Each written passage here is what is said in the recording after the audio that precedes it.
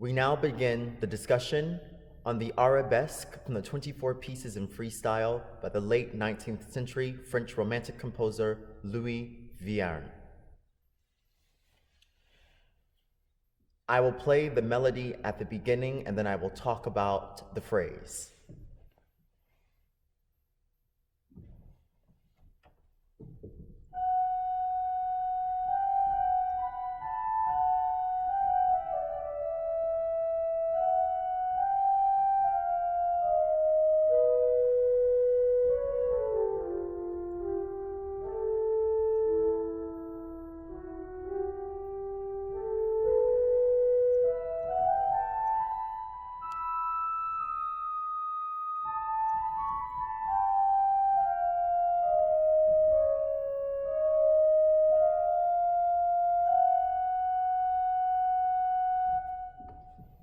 The touch is legato, and there are also times when one will use over legato between the larger intervals.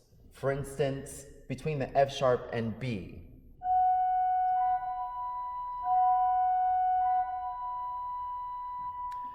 The weight of the hand should be evenly distributed for the legato.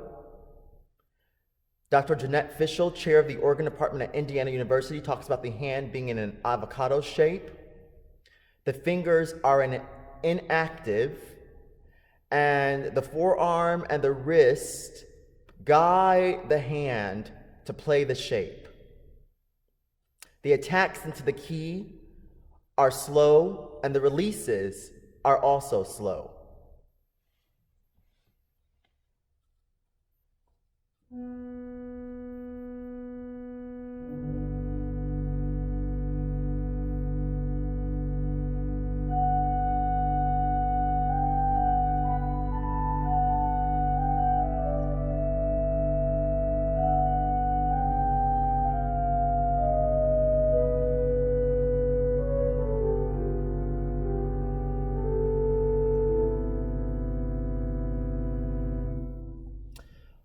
You can also see that there's a sense of rotation being used as well. I'm going to play and demonstrate the rotation in this phrase without any stops.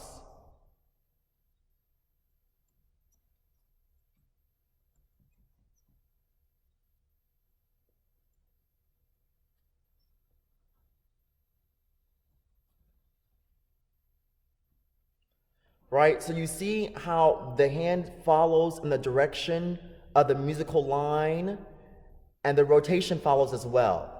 Now, my wrist concerning the rotation is slow and really determines the speed at which the notes are played and the speed at which the line moves. It's basically the conductor, if you will. I'm going to demonstrate the beginning phrase again in this section with my wrist moving a bit quicker so you can hear and see the difference.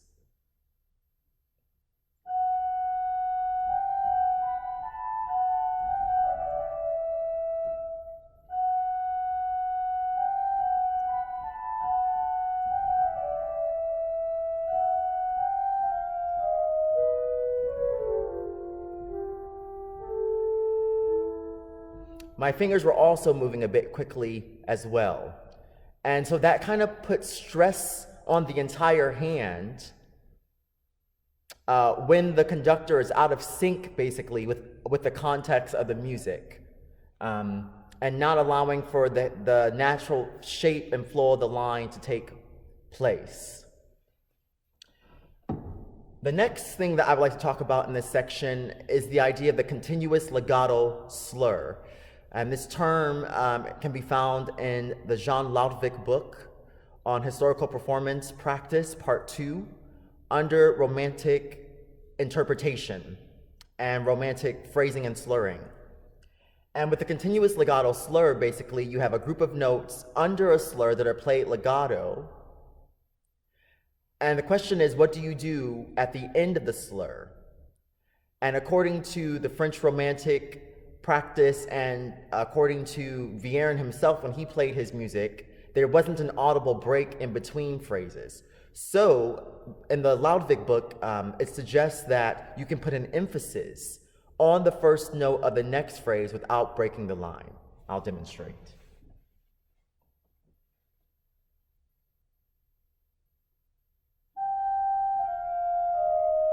This is the end of the phrase. And here's the new note here. And the box is open as well.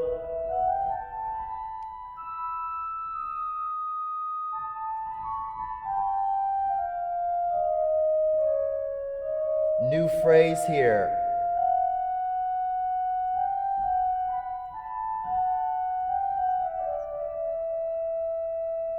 Okay? Now, the boxes will only affect the swell division. It won't affect the flute harmonique on the great division. But the French, we know from Vidor as well, believed in creating touch and dynamic gradations through touch, basically. So you can create the sense of a crescendo and decrescendo through the moving and the timing of the line, again, which is affected by the wrist and the arm, and also through your touch and how long you hold a note as well. Similar to the gigue, just like you have the staccato, and the staccato can be short to very short. The same applies for legato. You can have a legato note to an over legato note to a clear legato, which brings me to my next point. With the clear legato, I think that applies to the 16ths because you want their clarity and you want it to be a natural run, 1, 2, 3, 4. And just putting a little bit of emphasis on the first note and adding a clear touch within the legato spectrum, I think helps. Now here, there's still rotation in the hand as well with the 16ths, and there's also direction moving from the arm and the wrist. It's just not as visible.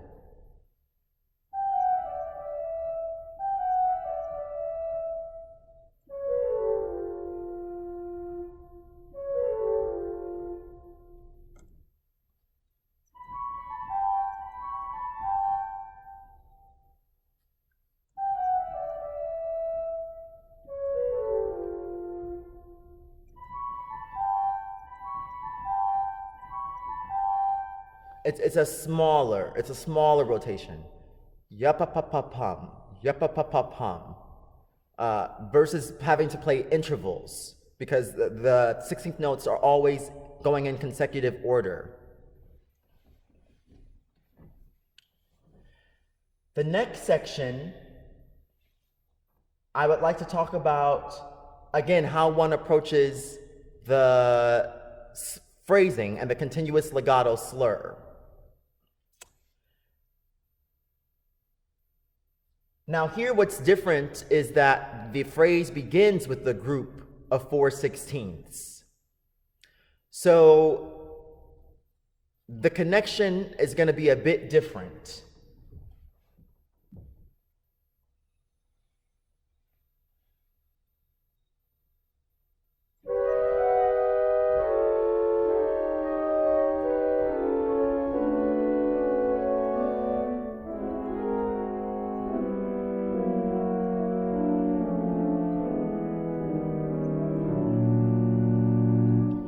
The rebound from the end of one phrase to the next helps you to have that sense of continuity, but there's still a slight emphasis on the first note. And this is also suggested in the Loudvik. Whenever you have a new phrase marking, you want to put a slight emphasis on the first note. I'll play the end of the first phrase again, going into the next.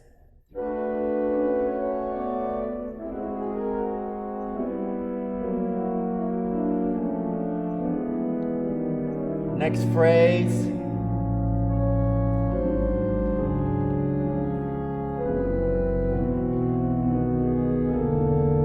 And then the phrase comes to an end. In the next section, there's a sense of harmonic rhythm that happens in the left hand, which is different from the first section.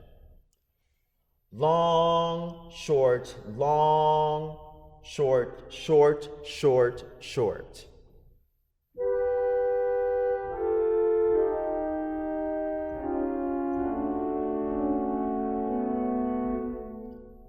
Long, short, long, short, short, short, short. That sort of harmonic rhythm suggests a motion that you don't have at the beginning of the piece with the pedal point in the left hand and the pedal. You also have thumb glissando in order to keep the left hand legato.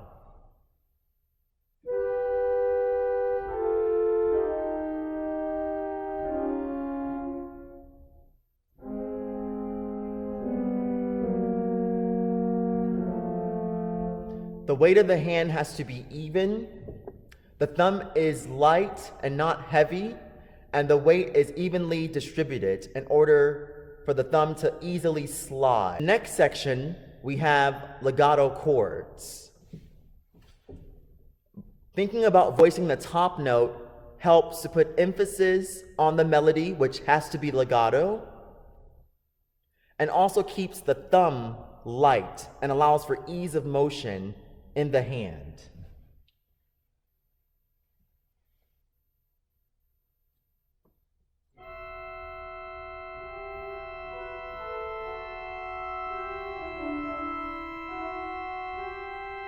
And you can share between the left hand and the right hand.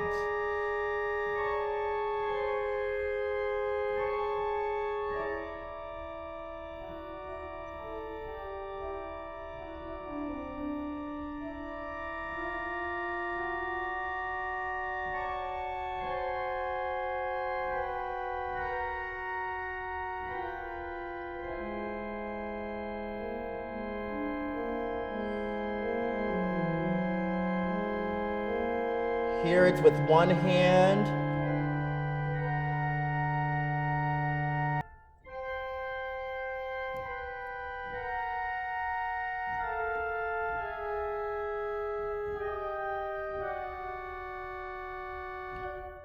And the wrist is fluid. It's never locked, but it's fluid. And this helps when you're playing on the white note versus the black note. Tiam, tiam, tiam. When you're playing on the black note, the fingers are raised. Then down, up, and my wrist is never locked. That's never the aim. My wrist is never locked. It's never the aim, but more of a fluid motion, putting emphasis on the melody of the right note, of the right hand. Now, the actual theme of the piece is in the left hand, and those same concepts of rotation and the clear legato with the 16ths apply there, as well as the continuous legato slur from one phrase to the next. Next, I want to address the grace notes in the piece. And according to what we know from French performance practice and the way that notes were written in, the grace notes are going to come before the beat.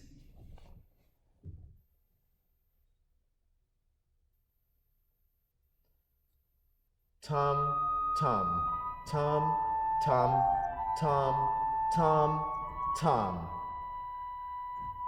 Coming before the beat. This also, I think, is very clear at the end. Tum. Tum, tum, tum, tum, tum, tum, tum. Ta-tum, tum. It happens again. Tum, tum, tick, tock, tum, tum. And then at the end,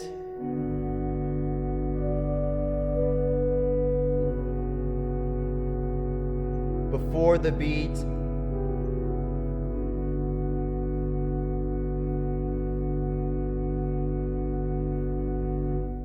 and at the end you play through the entire chord for the release. any of the long notes in this piece, you want to really kind of play through the entire chord with the rebound of the wrist. So to review, the touch is legato. There are times where you will also incorporate over legato in the arabesque, but in approaching the 16ths, placing a slight emphasis on the first 16th and having a clear legato be applied to the 16ths.